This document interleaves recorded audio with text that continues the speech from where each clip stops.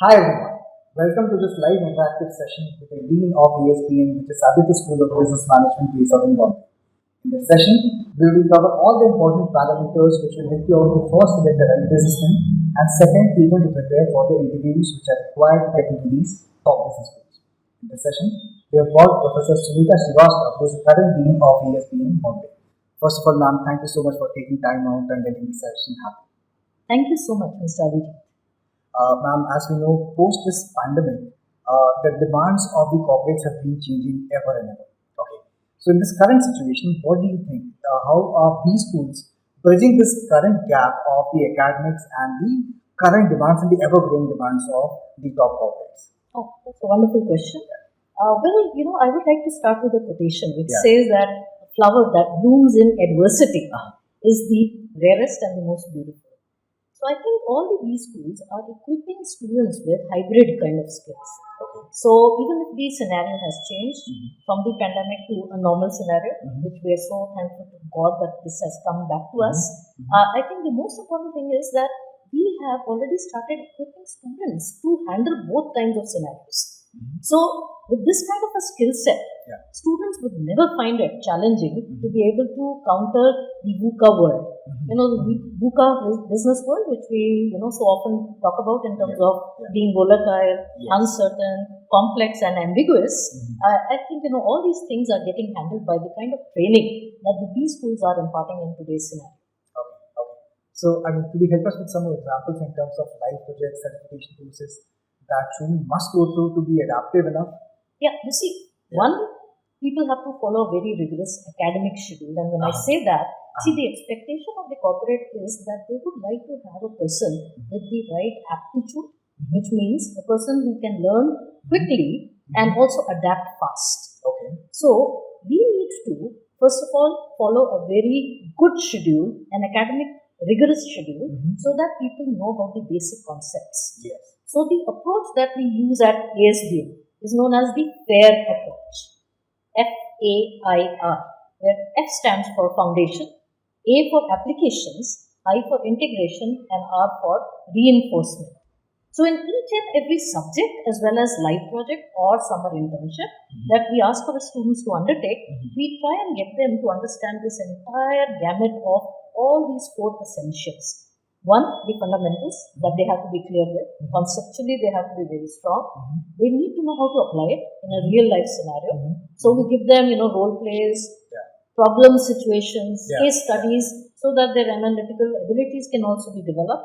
We get them to integrate everything in such a way that they cannot be a kind of a normal professional in today's world. They have to be a T-shaped professional, which means a T-shape where the horizontal line stands for having, an overview of everything, and you have to know how to go deep down in terms of your specialization. So that kind of a scenario, which the corporate is providing to us, is actually very interesting for us because we are able to engage our students in a manner that they become equipped to fit into this changing world. No doubt. So whether it is creating the depth in the same vertical or possibly having a cross-functional ability, both the things they have to be adaptive enough. Absolutely. So amazing insight for all the students in fact. Ma'am, I'm sure at ASBM also there are thousands of applications which usually comes every year for selection of the PGDM candidates. So what typically a business school like ASBM will look at in a candidate? So the most important thing is coachability. People have to display that they have this keen desire to learn. You see, the willingness to learn is what is going to get them ignited towards even absorbing whatever is there that we are willing to provide to them. Second important quality that we look at is conversational skills.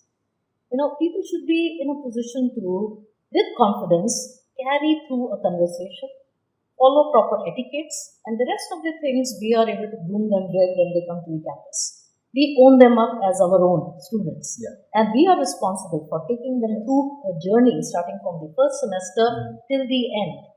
Each semester has a focus. We have a skill-based focus for each semester. Like in the first one, presentation skills, communication skills are focused upon. And when they move to the second semester, negotiation skills, problem-solving abilities. And then in the third one, they apply their specialized knowledge so that they can try and connect what we were just talking about, the cross-functional approach to their in-depth knowledge about a particular specialization, whether it is marketing, finance, operations, information technology, or HR. So in the final semester, we once again consolidate everything. So the consolidation happens in terms of bringing them to international business, strategic management, a global outlook. So there is a particular focus which we have in mind, and we also have a parallel mentorship program which keeps running starting from day one. So the first mentorship is provided by the seniors. We call them buddy mentors, immediate seniors. And then comes the alumni, second layer, third faculty, and finally industry experts. So I think this process is beautifully interwoven in such a way that the person feels prepared. That's what we do. But what we expect from the student is very, very simple.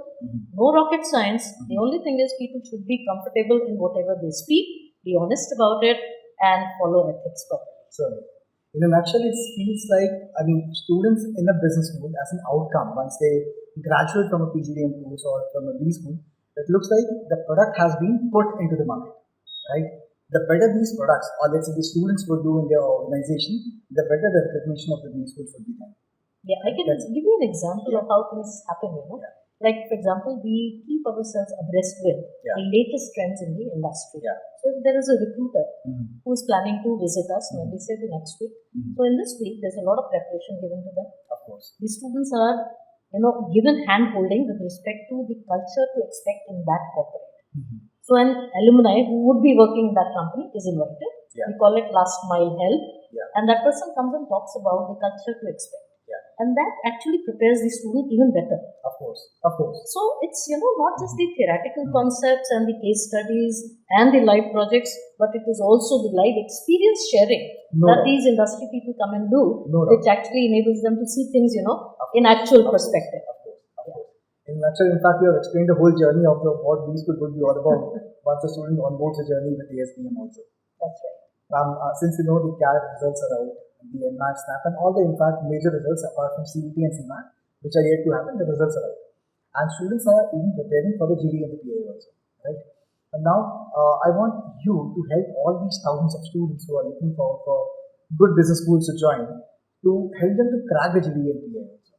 So as a mentor, let's say as a selection judge, what are the important parameters that you would judge a student on when they come for the group discussion, when they come for the interviews? If at all there's a SOP, how should they write an SOP? Or how should they in fact project themselves in terms of a business school so that the business school considers them to be as a good intake for the upcoming journey? Oh, you have asked me 3 questions in one. To begin with, an SOP. See, when we ask for, the aim of the student to be declared on a piece of paper, we want the student to be very honest and realistic. So one cannot talk about jargons which are used in the industry, because that's not the time when you do that. You present yourself realistically and honestly in terms of your educational background. What is the journey that you have spent so far, maybe at a graduation level? You talk about your interests, your achievements. That's about it. Second level, GD level. In a group discussion, since it is more to do with interaction with others as well, so what is judged as the first and the most important parameter is the ability to be able to talk within a group. So how much do you respect others? Are you willing to accept their ideas? Are you able to handle objections in case somebody says, no, I don't agree with your idea? So how is it that you come across as a person? Are you too aggressive? Or are you just simply assertive? You have to be firm about your beliefs. You have to actually trust your ideas. And you have to be confident about everything that you're saying. So you are actually trying to weave around the content. Content is the king. So when it comes to a GD, people would like to see students who are well abreast of the latest happenings. Whether it is on the national scenario or the international scenario, if they can come up with concrete examples of the way things are changing around us, that would add to whatever they speak, because that content has to be totally related to the topic which is handed over to them. And when it comes to a peer, that is more of a personal one-on-one interaction. And obviously, just like a recruitment process, we also have 2 or 3 people who would be judging and observing the candidate. So the HR perspective is always in terms of the way you are groomed. How do you appear to be?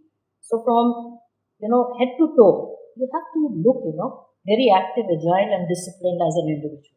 You can't be dropping your things across and coming in a jiffy, looking nervous and having sweat all over your face. So you have to take care of first of all your looks. That's very important. And the way you come and sit, that actually opens the first conversation.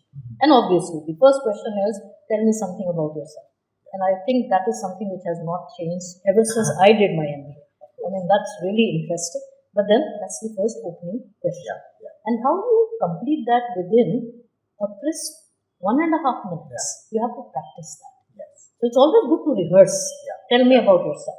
What are your strengths and weaknesses? How is it that you can prove that you have integrity and values? A question which may be thrown across to somebody could be, are you willing to go to any length to achieve your dreams? So what are you checking? You are trying to trick the person into a scenario where you are tempting the person to go for a different answer. But the track has to be understood. So you have to be in the driver's seat. And I would say modesty plays a very, very big role. You can't appear to be a person with arrogance. Your confidence should not be misjudged. The demeanor that you are able to have of calmness and composure during the interview is a very important factor. So, I'm sure nowadays the concept of GD is being changed.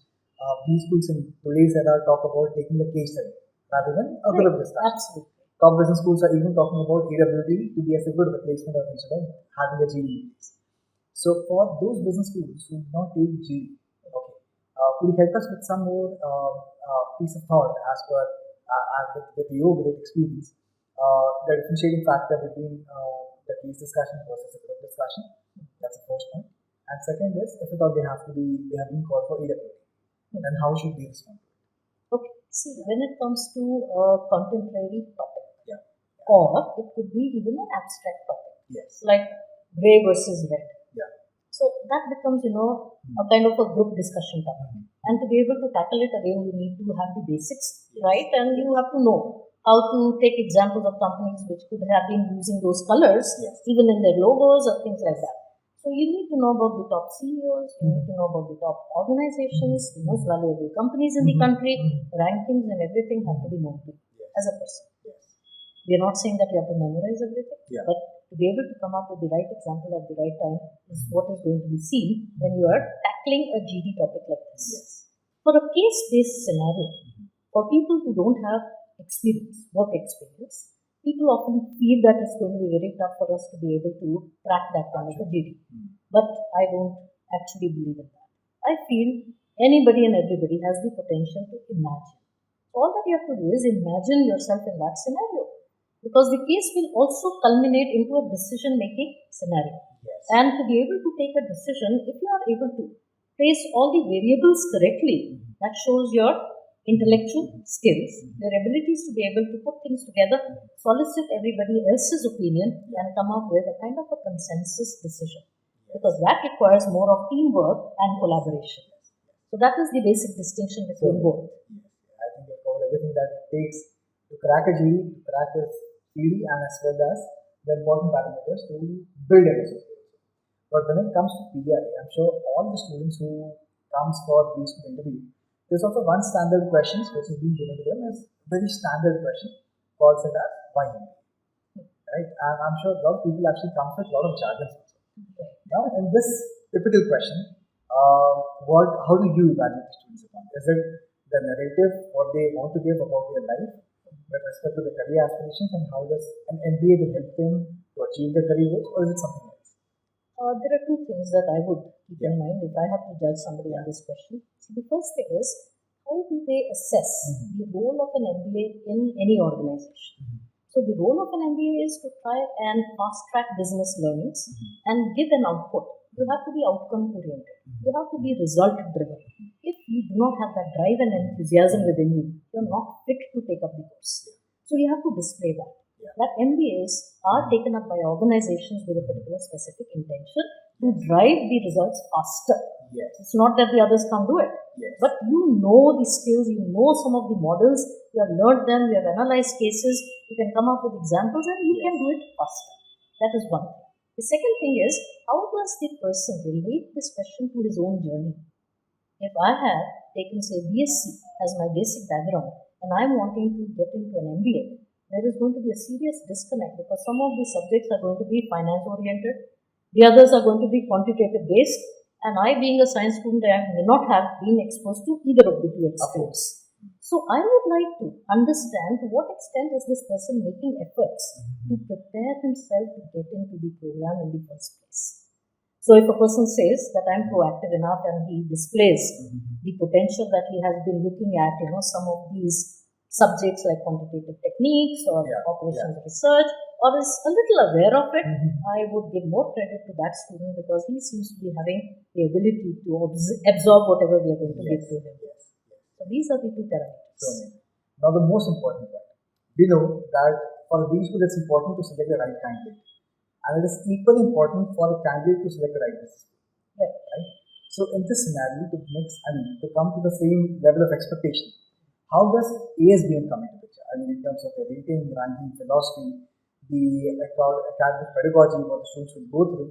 Could you help us with some more piece of thought and let's say your way of delivery of what a PGDM course would be at ASBM? So the first thing is that as far as rankings are concerned, because that is something which everybody would be interested in knowing, we have been ranked number 6 amongst the top private B schools in Mumbai according to the Times B School ranking 2022. That is one. We are NAC accredited as an institution. We are also ISO 21001 certified.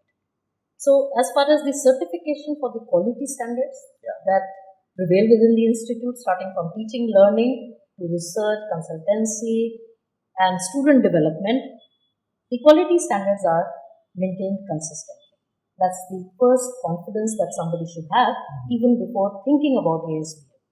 That we try and keep all these quality standards in mind whenever we expose our students to any kind of, distinct way of building their character. So the DNA of the student is the most important thing to us. They are here not to build their resume for a one-time job. They are here to build a career. So the entire orientation is long-term. See, most of the B schools, they don't have that long-term orientation, the vision. See, you need to have a vision for the student. See, why do we exist? The reason for our existence is that we would like to see this person build a career, reach the CEO's position as fast as possible. And that is what gives us a lot of pleasure. And we are totally driven in terms of our pedagogy, the research orientation that we give to the students, the live projects that we make available to them, so that even before they leave the institute, they know how to tackle people, they know how to manage bosses, they know how to deal with the industry challenges. So they are fairly well equipped. I would say that ASBM has been able to carve a niche for itself because we have practiced this pedagogy over a period of time and we have also modified it. So we are not very stringent about sticking to only one way of doing things. We're open to it, we keep changing, we keep adapting ourselves, and I think we are moving with times. I think this is a good piece of information for people who are looking forward for ASBM for the round of applications which is going to happen now. Right? So amazing, man. I think you have covered everything right from the typical understanding of how to select a business school till the level of how to crack the PI of ASBM. Thank you so much for all the valuable inputs which you have given to us, and I'm sure with the upcoming time we'll have more such engaging sessions with ASBM. Thank you so much for watching this.